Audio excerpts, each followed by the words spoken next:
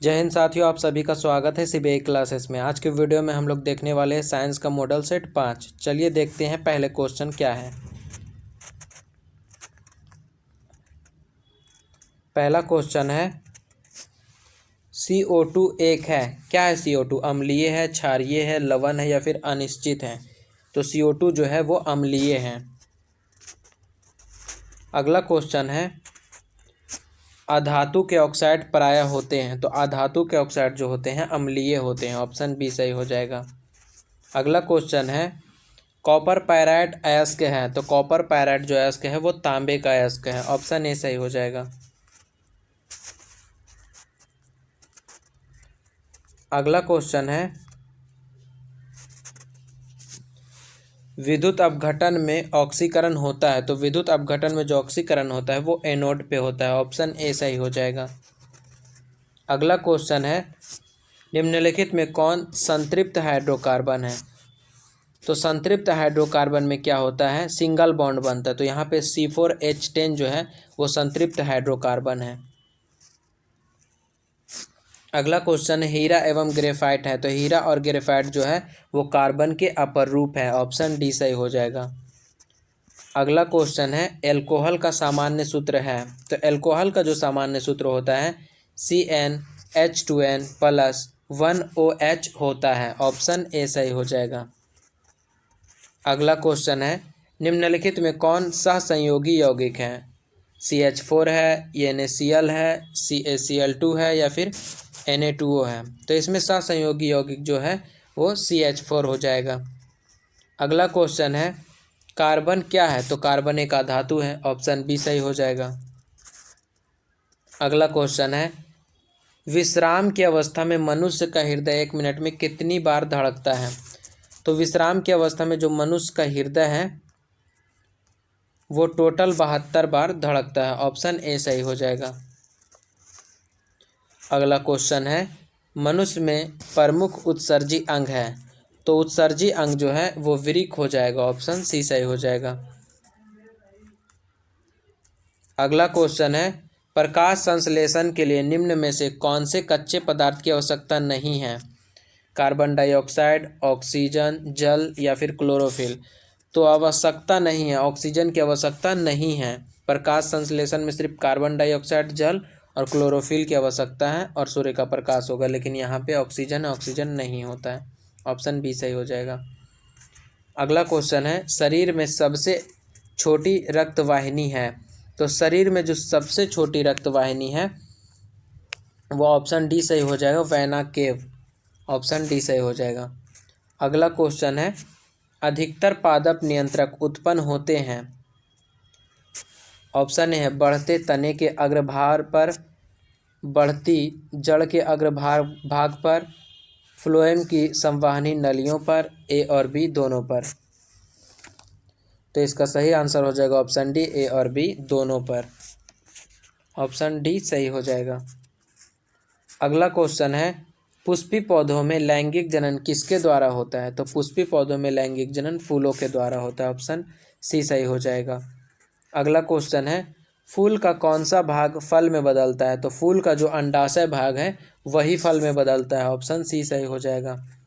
अगला क्वेश्चन है मानव मादा में निषेचन होता है। तो मानव मादा में जो निषेचन होता है फिलोपियन नलिका में होता है। ऑप्शन डी सही हो जाएगा। अगला क्वेश्चन है वर्तमान प्राणियों में कुछ रचनाएं ऐसी पाई जाती है जिनका शरीर में अब कोई उपयोग नहीं रह गया है। ऐसी संरचनाओं को कहते हैं। तो ऐसी संरचनाओं को क्या कहते हैं। ऑप्शन ए है समजात अंग, ऑप्शन बी है अवशेषी अंग, ऑप्शन सी है समवृत्ति अंग, ऑप्शन डी है इनमें से कोई नहीं। तो इसका सही आंसर हो जाएगा ऑप्शन नंबर बी, अवशेषी अंग। ऑप्शन बी सही हो जाएगा, अवशेषी अंग। अगला क्वेश्चन है कौन सा वैज्ञानिक मेंडल के नियमों की पुनः खोज से संबंधित है। सरमक है या फिर लैमार्क है या फिर डार्विन है या फिर लेनियस है। तो इसका सही आंसर हो जाएगा ऑप्शन ए, सरमक है।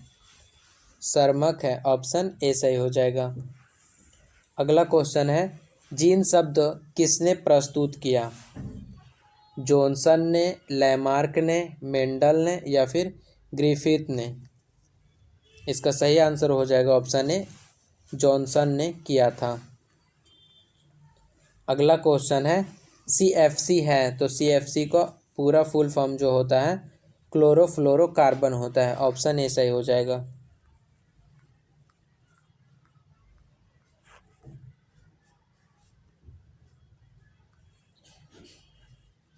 अगला क्वेश्चन है कोर्लीफॉर्म एक वायरस है, जीवाणु है, कवक है या फिर इनमें से कोई नहीं? तो इसका सही आंसर हो जाएगा ऑप्शन बी, जीवाणु है। अगला क्वेश्चन है चिपको आंदोलन किस वर्ष में प्रारंभ हुआ? तो चिपको आंदोलन जो प्रारंभ हुआ था 1970 में हुआ था। ऑप्शन ए सही हो जाएगा। अगला क्वेश्चन है समतल दर्पण MN पर AB एक आपतित प्रकाश किरण है, आपतन कोण का मान होगा? तो आपतन कोण का जो मान होगा 50 डिग्री होगा। ऑप्शन बी सही हो जाएगा। अगला क्वेश्चन है मोटर गाड़ियों में चालक के सामने लगे दर्पण होते हैं तो उत्तल दर्पण होते हैं। ऑप्शन सी सही हो जाएगा। अग्रदीप जब पूछेगा अग्रदीप तब होगा अवतल दर्पण, लेकिन खाली मतलब सामने पूछेगा तो उत्तल दर्पण होगा। अगला क्वेश्चन है वास्तविक प्रतिबिंब को पर्दे पर प्राप्त किया जा सकता है जबकि काल्पनिक प्रतिबिंब को नहीं। तो इसका सही आंसर हो जाएगा ऑप्शन ए, वास्तविक प्रतिबिंब में वास्तव में प्रकाश ऊर्जा पहुंचती है जबकि काल्पनिक प्रतिबिंब में नहीं। इसका सही आंसर ऑप्शन ए हो जाएगा।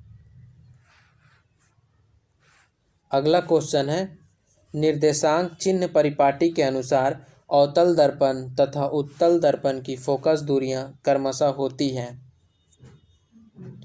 इसका सही आंसर हो जाएगा ऑप्शन बी, ऋणात्मक धनात्मक, ऋणात्मक और धनात्मक होती हैं।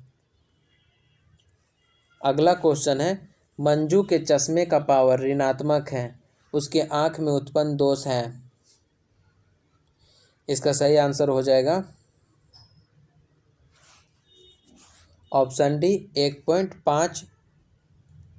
यहाँ पे होना चाहिए उत्पन्न दोष, तो ऋणात्मक है तो वहाँ इसका दोष हो जाएगा, ये क्या बोलता है उसको, निकट दृष्टि दोष हो जाएगा। ये ऑप्शन गलत है यहाँ पे।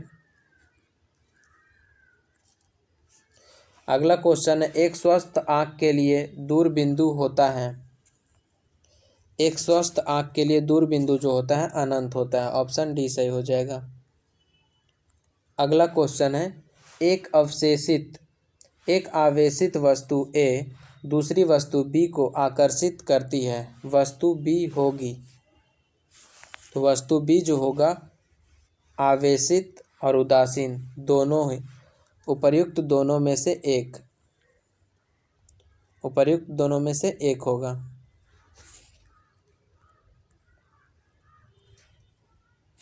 अगला क्वेश्चन है स्वतंत्र धन आवेश विद्युत क्षेत्र में गति करता है। ऑप्शन ए है उच्च विभव के विद्युत क्षेत्र की ओर, ऑप्शन बी है निम्न विभव के विद्युत क्षेत्र की ओर, ऑप्शन सी है विद्युत विभव के विद्युत क्षेत्र की ओर, ऑप्शन डी है पहले उच्च विभव के विद्युत क्षेत्र की ओर उसके बाद निम्न विभव के विद्युत क्षेत्र की ओर। तो इसका जो सही आंसर हो जाएगा ऑप्शन बी हो जाएगा, निम्न विभव के विद्युत क्षेत्र की ओर। ऑप्शन बी सही हो जाएगा। अगला क्वेश्चन है 100 वाट से 220 वाट के विद्युत बल्ब के तंतु का प्रतिरोध क्या होगा? तो इसके जो तंतु का प्रतिरोध होता है 484 ओम हो जाएगा। कितना हो जाएगा? 484 ओम हो जाएगा। 484 ओम। ऑप्शन बी सही हो जाएगा। आवेश का ऐसा ही मात्रक है, तो आवेश का ऐसा मात्रक कूलम होता है। ऑप्शन डी सही हो जाएगा।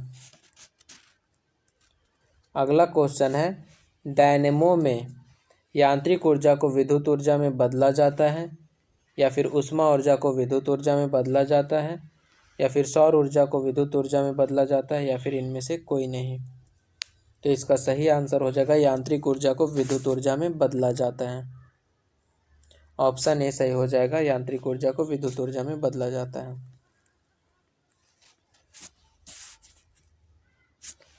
यदि दो समांतर धारावाही तार निर्वात में 1 मीटर की दूरी पर रखे हो तथा उसमें प्रत्येक से 1 एम्पीयर की धारा प्रवाहित हो तो उनके बीच प्रति मिनट लंबाई पर लगने वाला बल होता है।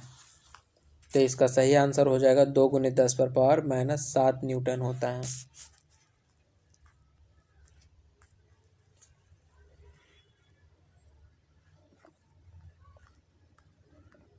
अगला क्वेश्चन है, विद्युत मोटर बदलता है यांत्रिक ऊर्जा को विद्युत ऊर्जा में, या फिर विद्युत ऊर्जा को यांत्रिक ऊर्जा में, या फिर रासायनिक ऊर्जा को विद्युत ऊर्जा में, या फिर इनमें से कोई नहीं। तो इसका सही आंसर हो जाएगा ऑप्शन बी, विद्युत ऊर्जा को यांत्रिक ऊर्जा में बदलता है। अगला क्वेश्चन है, SnCl2 है। तो SnCl2 क्या है? SnCl2 अवकारक है। ऑप्शन बी सही हो जाएगा। अगला क्वेश्चन है, Fe2O3 + 2Al Al2O3 + 2Fe क्या है? संयोजन अभिक्रिया है, द्विविस्थापन अभिक्रिया है, वियोजन अभिक्रिया है, या फिर विस्थापन अभिक्रिया है। तो इसका सही आंसर हो जाएगा ऑप्शन डी, विस्थापन अभिक्रिया है। अगला क्वेश्चन है, प्लास्टर ऑफ पेरिस का जमना कारण है। क्यों प्लास्टर और पेरिस जमता है? इसका क्या कारण है? तो जलासन के कारण जमता है प्लास्टर ऑफ पेरिस। अगला क्वेश्चन है, सॉल्वे विधि से Na2CO3 के निर्माण के लिए आवश्यक कच्चा पदार्थ है। तो जो कच्चा पदार्थ होता है वो NaCl है और NH3 है और CaCO3 है, यानी इसका सही आंसर ऑप्शन डी हो जाएगा। आज का ये वीडियो यहीं तक रहने देते हैं। इसका अगला क्वेश्चन जो है 41 से नेक्स्ट वीडियो में हम लोग देखेंगे।